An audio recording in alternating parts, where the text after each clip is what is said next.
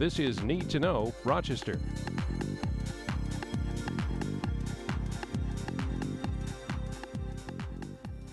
Thanks for joining me for this edition of Need to Know Rochester. I'm Julie Phillip. Rochester Institute of Technology's Golisano Institute for Sustainability is focused on green technologies, finding ways to protect the planet while also driving the economy. And RIT tries to practice what it preaches, implementing groundbreaking sustainability measures on campus. But now RIT is about to take it off campus, way off campus. Here to talk about that is RIT President Dr. William Destler. Good to see you, Bill. Hello, Julie. How are you? Fine, and I'm glad to have you here today, one day after a big announcement in New York City at the Clinton Global Initiative. That's right. The whole Clinton Global Initiative process involves institutions and organizations making commitments to take action to try to achieve global goals of various kinds, most of them public health goals, sustainability goals of various kinds, climate action goals of the like, and we made a major announcement just yesterday at the Clinton Global Initiative, and it involves our commitment to try to transfer some of our knowledge about sustainable manufacturing and production and our curricula for teaching that knowledge to a number of overseas locations. To some developing countries. Now, in your comments, you said it's imperative that we take a global approach and accelerate efforts to promote a sustainable society. Why is that important for RIT to do? Well, if you look at where the growth is happening, it's happening more in the developing countries than it is in the developed countries.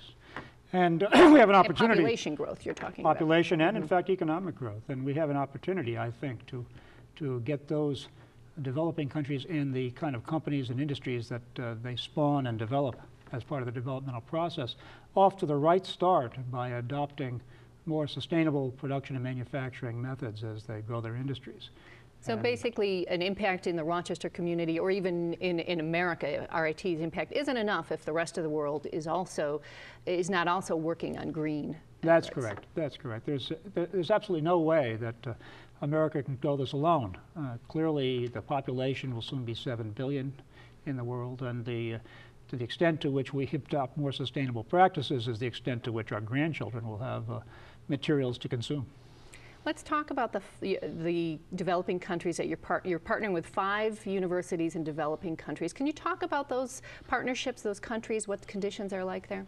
Well, I mean, they vary all over the map. I mean, for example, we're going to be going to Indonesia. In fact, clearly a developing country with a massive population and very challenging developmental needs.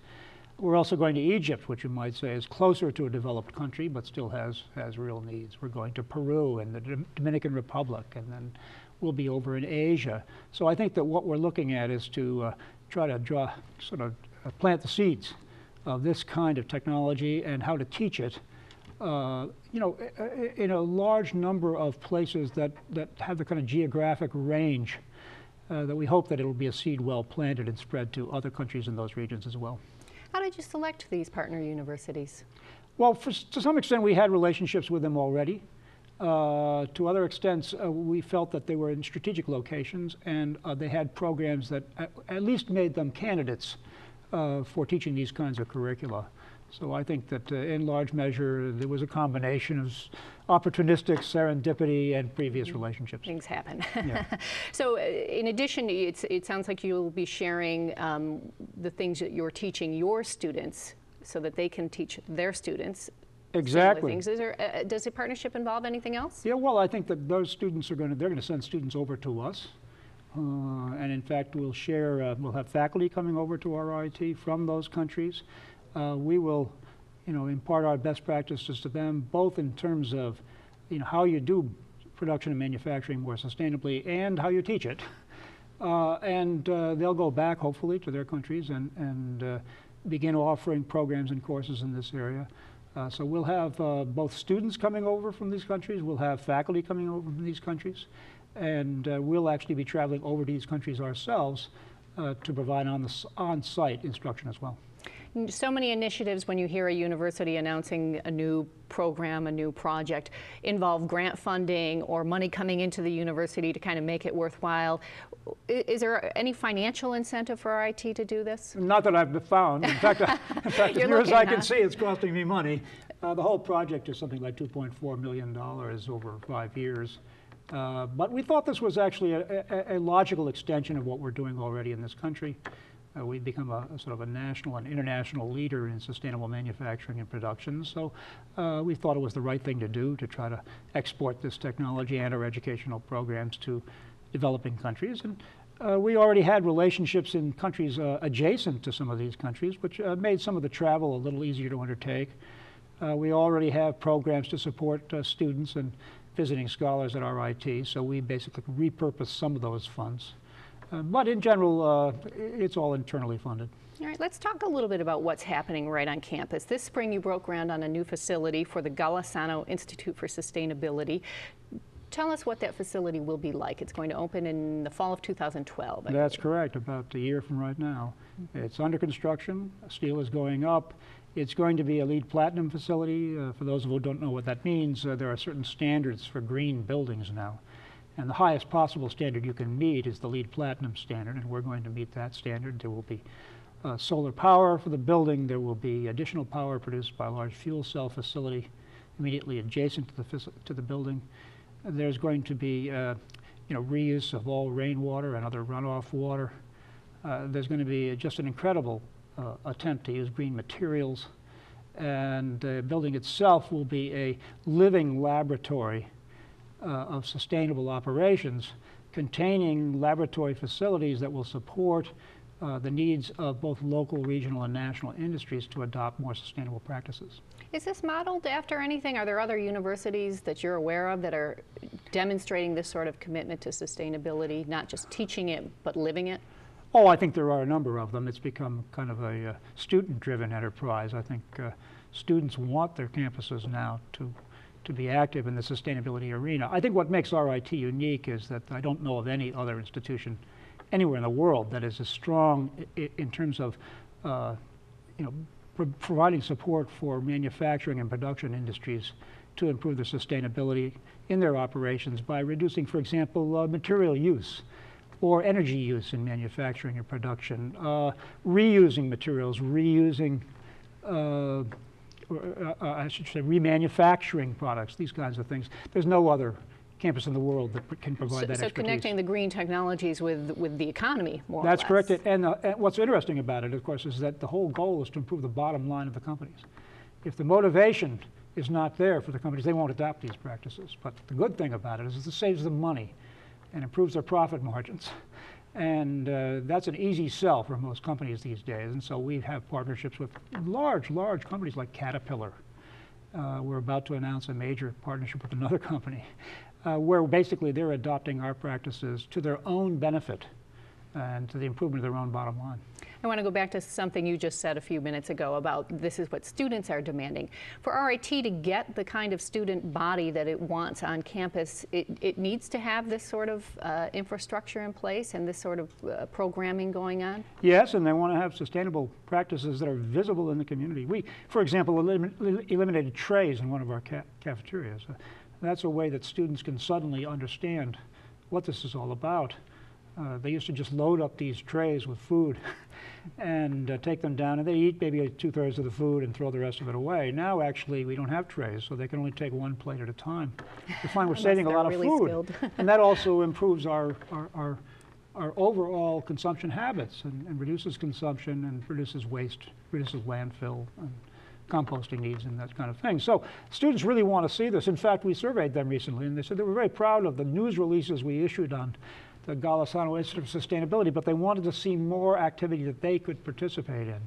Really? So this year, for example, I'm on a campaign to get rid of bottled water, kind of a controversial campaign, but we'll see how far I get and see whether I'm hung in effigy or celebrated at the end of the year. One other important piece of news out of the university is the climate action plan that you released very recently. Can you talk about this plan? Yes, I signed what's called the President's Climate Commitment, and quite a large number of university colleges and presidents have signed this commitment, which commits them to developing a plan to become, in a sense, carbon neutral within a certain specified time period. I signed the commitment 2 years ago, and we had about 2 years to prepare our plan. So we recently completed the plan and submitted it. It's quite an ambitious plan. Even though the goal seems far out, it basically says we're going to become carbon neutral by 2030. That's actually a fairly ambitious goal if you look at how far we have to go. This really sets the baseline. What are some of the biggest obstacles right now? Well, for example, right now, about 15% of our energy comes from renewable resources. In order to meet the goals of this plan, essentially all of our energy is going to have to come from renewable resources.